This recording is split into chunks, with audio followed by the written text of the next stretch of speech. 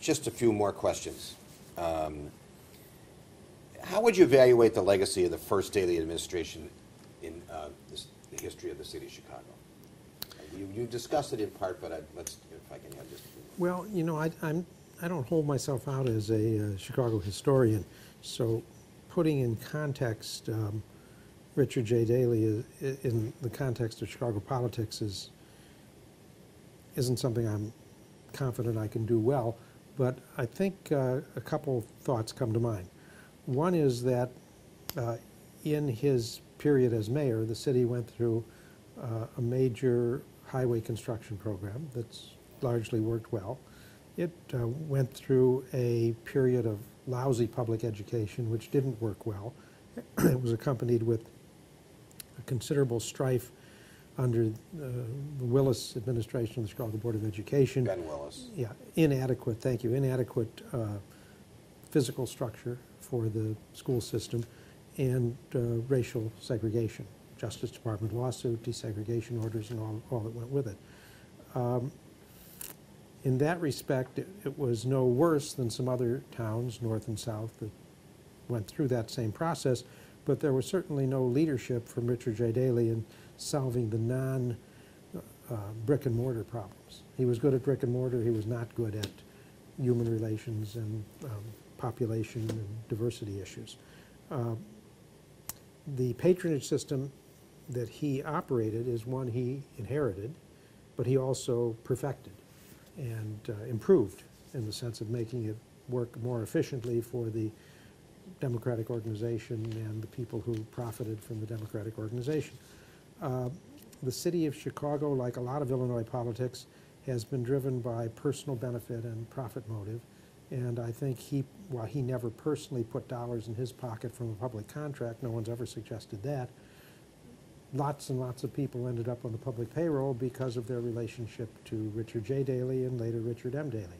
Somebody once did a count and came up with, I think, 69 Daley relatives who were working for the city of Chicago.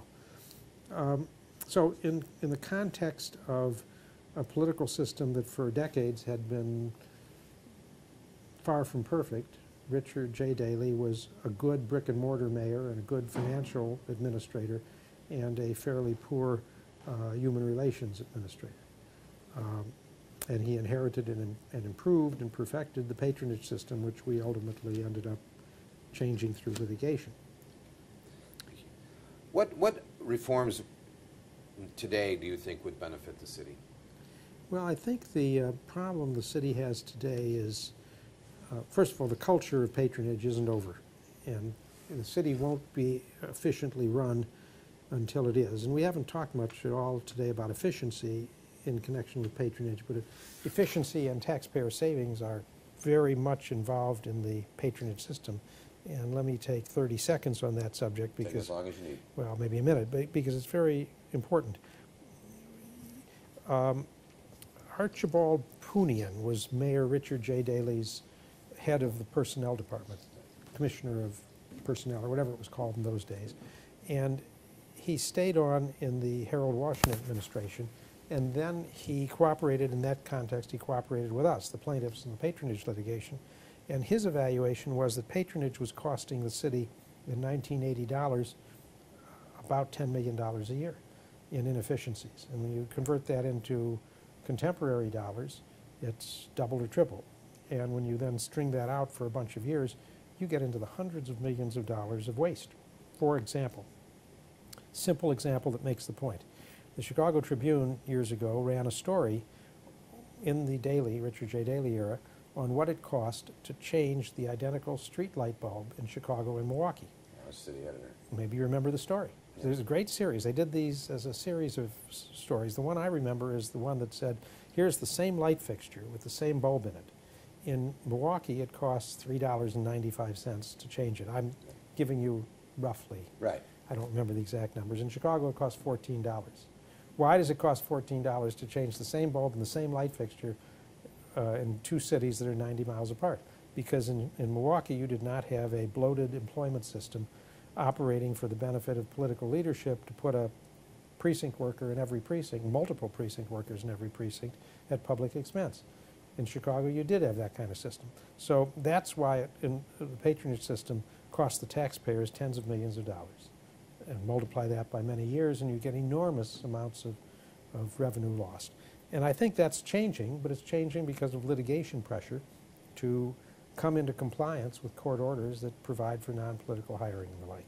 So in terms of how does it compare, I think we're moving in a better direction, but I think we have a long way to go. Going all the way back to the years of the lawsuits, you have said, you said earlier, and I'd like to have you expand if you can, on the institutional thwarting of the decrees. If you have some anecdotal material in that area, I'd be appreciated. I do.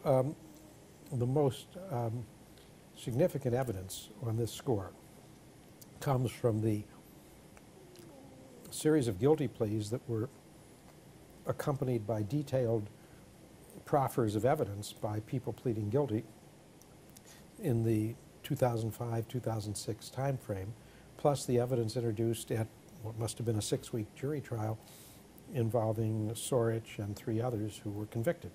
And what that body of evidence revealed was that there was a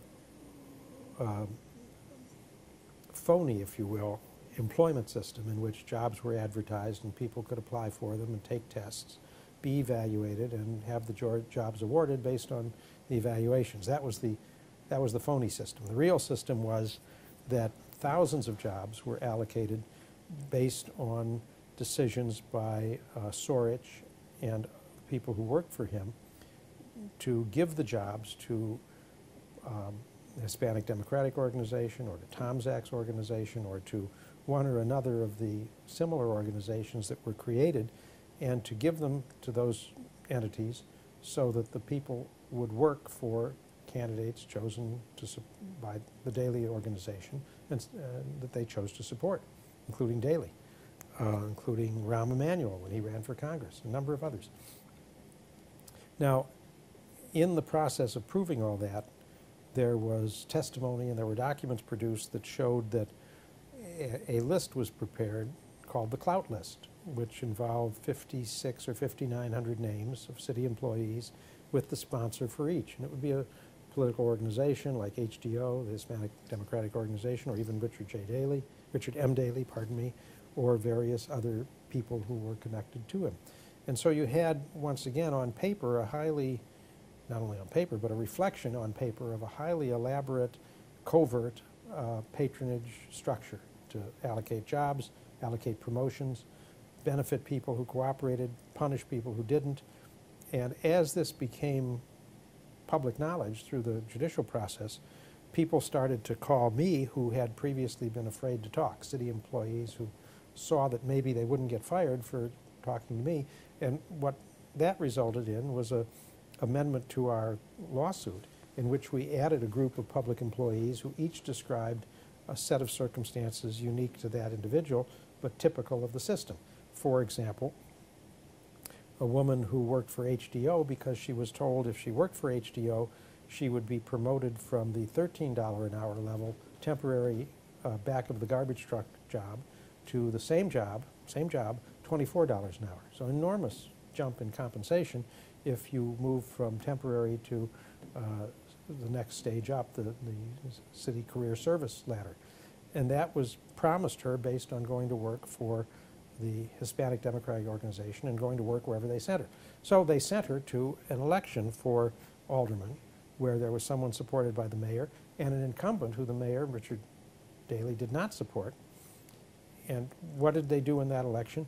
They went to people and they said, if you'll vote for this alderman, the candidate we're supporting, and against the incumbent, we will get your tree removed if you have a trimmed, or we'll get you a new garbage can. In other words, you had the worst examples of selling government service for votes. And she was charged with doing that. And she described that process in this court paper, and it was part of what led the city to the settlement we ultimately reached. You had other people who described similar situations in which they were told, you can never get a promotion unless you go to work for one of these political organizations. Or in which they saw a co-worker who didn't turn up for work, checked in and then checked out and went to a second job, but stayed on the public payroll. All sorts of egregious misconduct that was permitted and tolerated even when revealed because the individuals had political clout. They had a committeeman or someone else who would go to bat for them. And we had many examples, many anecdotes. For example, a ethnic slur. One of the plaintiffs said, one of my co-workers said something negative about my ethnicity or racial, whichever it was, I don't remember. And that led to a disciplinary proceeding, which got interrupted when the committeeman who sponsored the person guilty of the racial slur got on the phone and said to the supervisor, "You can't fire this guy, he's one of my best workers." So he didn't get fired, which would have otherwise happened. So all kinds of terrible interference with a fair employment system, which penalize public employees, penalize the public because people cheat and get away with cheating because it's tolerated politically, and the city doesn't get the services it should get because that's how a patronage system works. Listen, if you had won the Concat election, do you think we would be sitting here talking today? Well, it would have certainly, the lawsuit had been, the appeal had been filed before the election results were known. So Okay. I don't think that would have changed anything. Whether it would have been less credible in the Court of Appeals, because I was able to say in the Court of Appeals, I lost this election by 600 votes, which is less than just the number of patronage workers working against me in the election. Forget about anyone they influenced. I wouldn't have been able to make the same kind of claim. Now, that's not a legal argument. That's just a visceral sort of thing. Yes. And I can't say that it should not have affected the outcome of anything, but who knows? Is there any questions that we haven't asked that you would like to, or any point you'd like to discuss in any more detail? Well, I think the only point I'd make, I've partially made, but I'd like to emphasize again, the reforms I've been associated with are known as the Shakman decrees or the Shakman case, and people may erroneously think that's just me.